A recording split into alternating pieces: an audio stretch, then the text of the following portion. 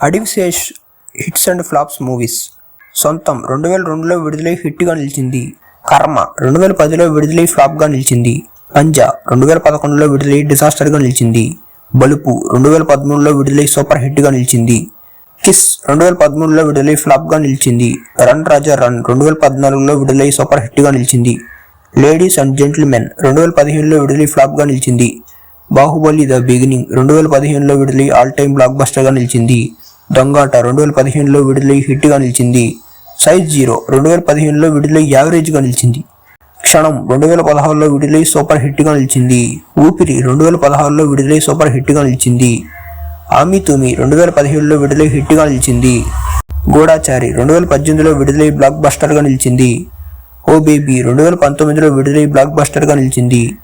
ఎవరు 2019లో విడుదలై సూపర్ హిట్గా నిలిచింది. మేజర్ 2022లో విడుదలై సూపర్ హిట్గా నిలిచింది. హిట్ ద సెకండ్ కేస్ 2023లో విడుదలై బ్లాక్ బస్టర్గా నిలిచింది.